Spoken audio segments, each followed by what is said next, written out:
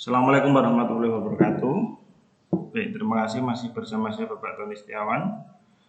Salam sehat, salam sejahtera, salam bahagia untuk kita semua. Kali ini bukan dalam mata kuliah, karena saya akan menerangkan sesuatu yang kaitannya dengan skripsi. Baik, mahasiswa sekalian yang saya banggakan, banyak pertanyaan, banyak hal masuk atau banyak pertanyaan, banyak keluhan ketika mahasiswa itu dalam menentukan judul. Dalam menentukan judul itu ternyata masih beberapa, saya tidak sebut semuanya, beberapa dan sebagian besar itu masih mengalami kesulitan. Perkara judul ini jangan dianggap sepele, karena judul itu ibarat cover sebuah buku, seperti itu. Nah, dalam menentukan judul itu ada tekniknya ya, dalam itu ada tekniknya. Tidak sembarang kita pengen penelitian ini, judulnya ini, enggak. Hampir semua kalau yang maju ketika awal itu judulnya selain keliru, itu juga tidak pas redaksinya. Maka dari pertemuan ini, cara online ini atau dalam video rekaman saya ini akan saya terangkan khusus dalam menentukan judul penelitian kuantitatif.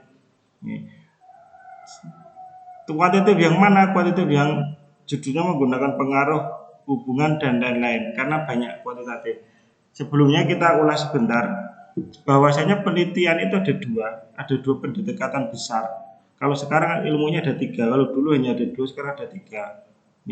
Yang pertama itu penelitian kuantitatif. Ini yang pertama. Kemudian yang kedua itu namanya penelitian kualitatif. Jadi kualitatif.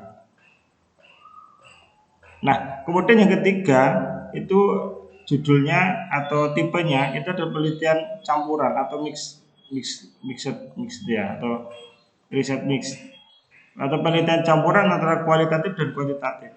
Kalau dulu hanya ada 2, tapi sekarang ilmunya ternyata berkembang jadi 3, karena ini dan itu ternyata bisa dicampur. Nah, setelah saudara memahami perbedaan antara pendekatan besar antara kualitatif dan kuantitatif, sekarang saudara beralih menuju ke bagaimana cara menentukan judul. Nah, judul ini dimulai dari mana? Gitu ya, judul itu dimulai dari mana? Sebuah judul penelitian itu sebenarnya dimulai dari masalah.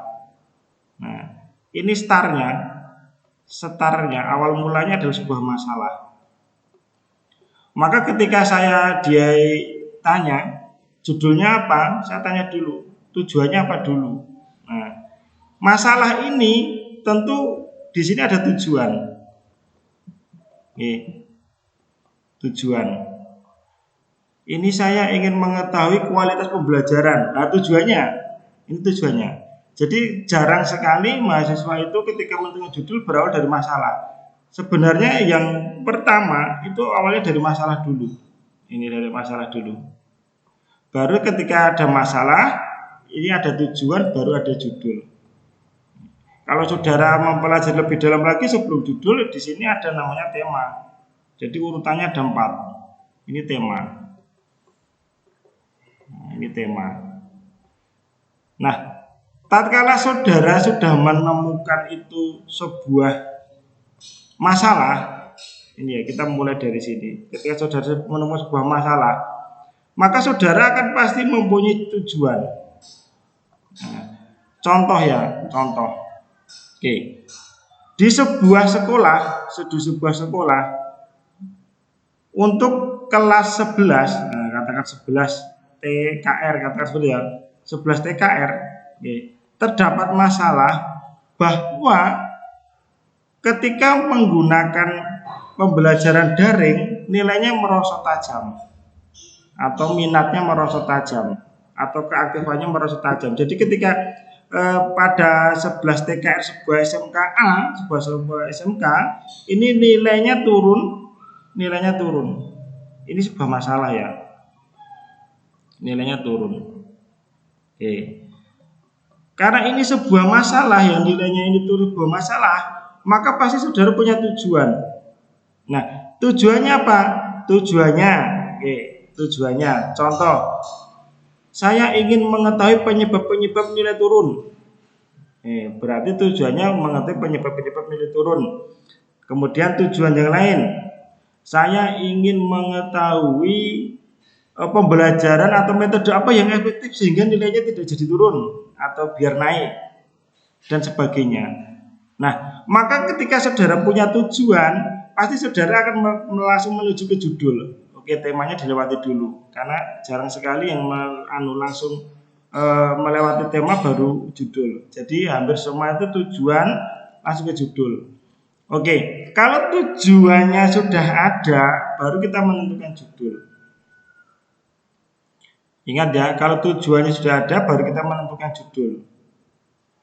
Saya ambil contoh karena kalau berawal dari masalah itu nanti berawal dari masalah kemudian tujuan, nanti ini bisa jadi kualitatif, bisa jadi kuantitatif, bisa jadi campuran. Karena tergantung tujuannya dulu. Tujuannya ingin membandingkan, oh berarti kuantitatif, komparasi. Tujuannya ingin mengetahui seberapa sumbangsihnya, oh berarti pengaruh. Tujuannya ingin mengetahui ada nggak korelasinya, oh berarti hubungan. Seperti itu. Karena saya hari ini fokus untuk teman-teman yang sedang mengambil judul kuantitatif dengan pengaruh. Ini sama aja pertanyaan salah seorang mahasiswa. Saya terangkan di sini, tapi mudah-mudahan juga bermanfaat untuk teman-teman yang lain ketika nanti harus menentukan judul ulang atau bagaimana. Sekarang kita mulai. Di sini ada tujuan ingin mengetahui sumbangsih. Ya, di sini ya. Ingin mengetahui sumbangsih. Tahu sumbangsih ya? Seberapa sumbangsihnya? Ya, kayaknya Mas nyumbangi piro toh? Sumbangsih atau seberapakah pengaruhnya, nek bahasa jenengan paling pahamnya seberapa besarkah pengaruhnya. Nah, mengetahui sumbangsih suatu variabel terhadap variabel.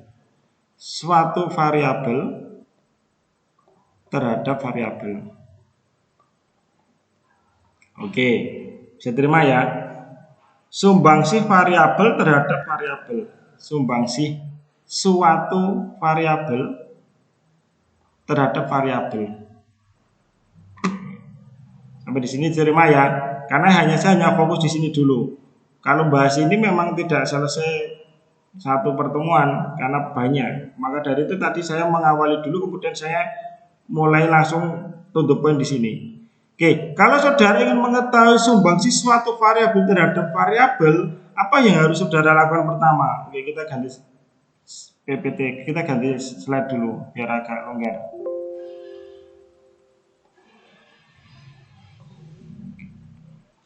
Nah, ketika saudara ingin mengetahui sumbangsih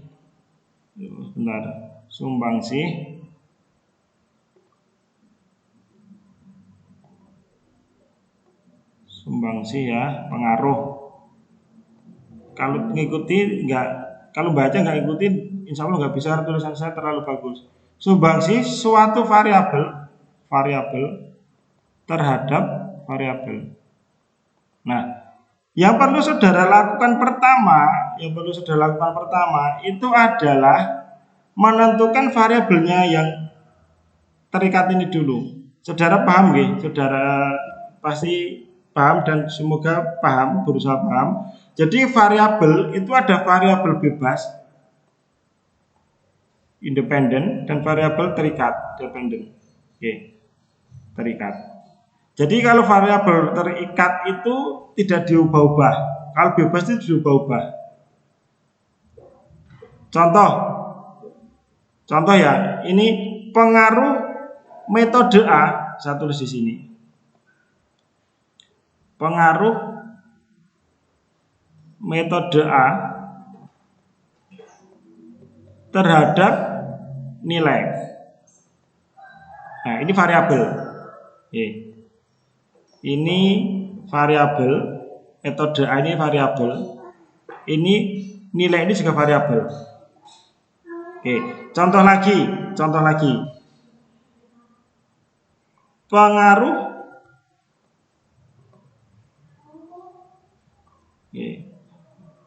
media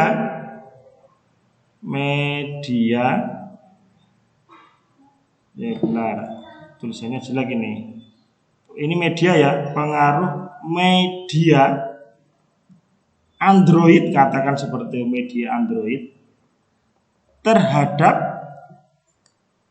kesehatan siswa. Oke, berarti ini metode Android ini variabel kesehatan siswa ini variabel. Diterima ya? Oke, lanjut. Manakah variabel bebas dan terikatnya yang terhadap sesuatu, terhadap apa itu merupakan variabel terikat. Berarti ini terikat. Ya, terikat atau biasa dilambangkan dengan huruf Y. Tapi pelambangan itu cuma pelambangan ya. Ini beda dengan huruf X. Boleh nggak dengan A dan B? Boleh, asal saudara paham dan bisa diterima oleh khalayak umum. Tapi biasanya memang X dan Y. Oke, ini berarti variabel Y. Ini variabel Y. Ini variabel X. Ini variabel X. Nah, saudara biasanya kan seperti ini. Ini judul atau proses penentuan judul yang kurang tepat. Yang saudara tentukan pertama itu bukan langsung menentukan pengaruhnya terhadap sesuatu terhadap sesuatu, atau pengaruh variabel A terhadap variabel B, bukan. Tapi yang saudara tentukan pertama itu adalah variabel Y-nya dulu. Variabel Y-nya dulu. Yang mana yang Y ini ya, ini Y, variabel Y ini, yang mana tadi menjadi sebuah masalah di sini. Masalahnya apa tuh? Nilainya. Masalahnya apa tuh? Minatnya. Masalahnya apa tuh? Prestasinya. Yang menjadi masalah apa tuh? Kesehatannya. Yang menjadi masalah apa tuh? Ternyata keuangannya, katakan seperti itu. Nah, masalah ini dulu yang dijadikan variabel Y. Lanjut kan slide berikutnya. Nah, ketika saudara menentukan seperti ini saudara sudah salah langkah dulu. Ya, saya tidak menyalahkan, tapi langkahnya kurang tepat. Karena prosedurnya tidak seperti ini. Ini salah. Saya mau nyilang. Bukan saya semerta-merta salah total, tidak, tapi saudara kurang pas. Kalau seperti ini nanti saudara kerepotan. Ini kurang tepat. Nah, yang tepat adalah menentukan variabel Y-nya dulu. Yang menjadi sumber masalah tadi. Saya terima ya. Kalau terima, next. Kita ke slide berikutnya.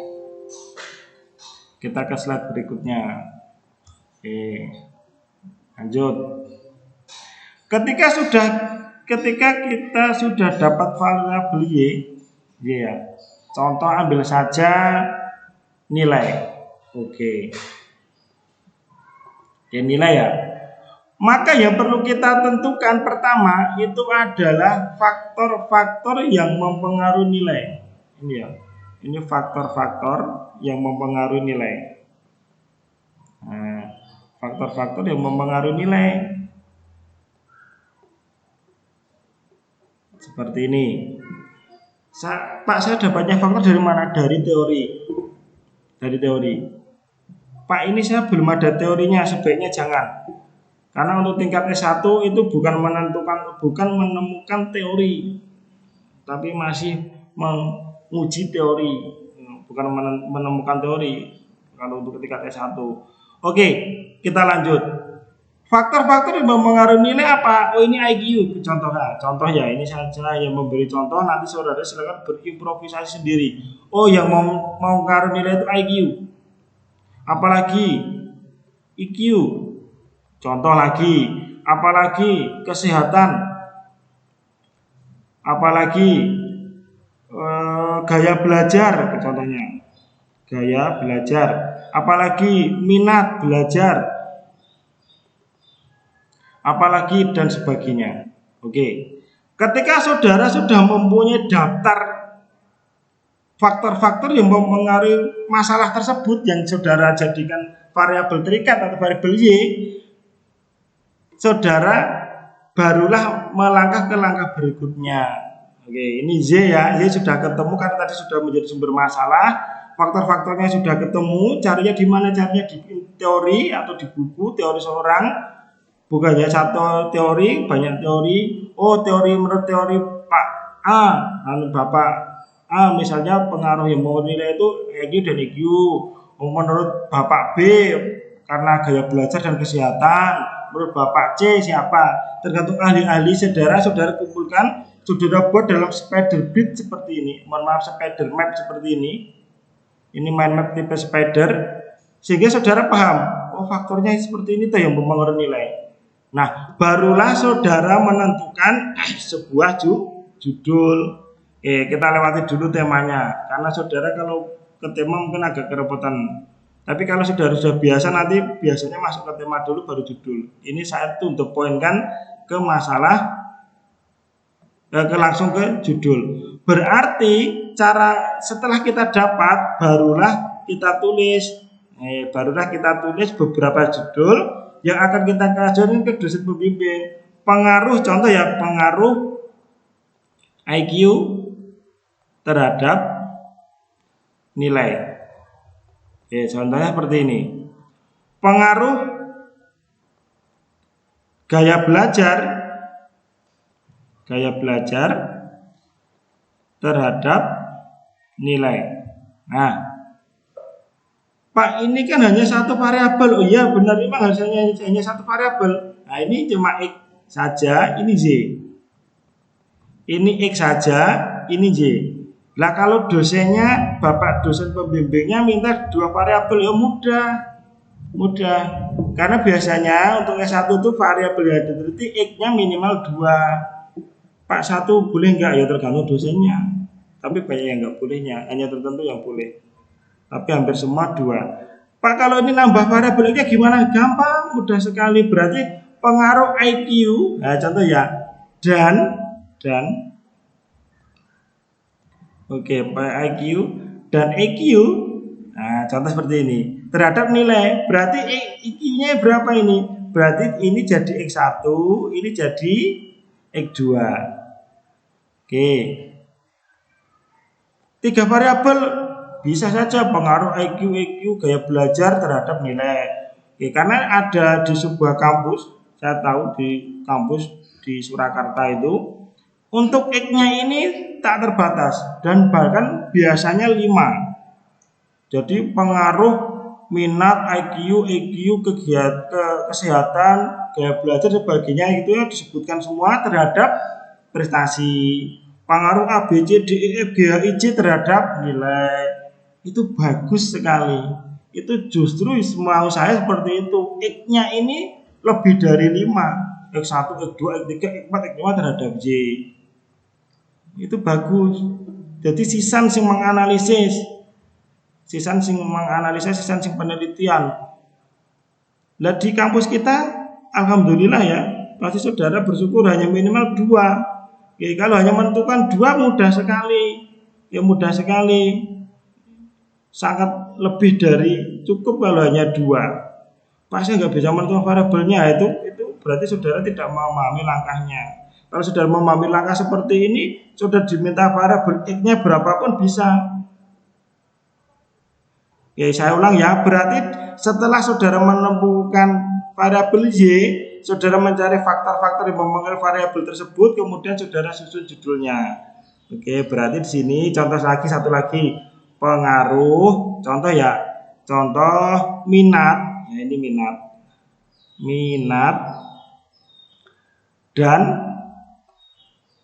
dan gaya belajar.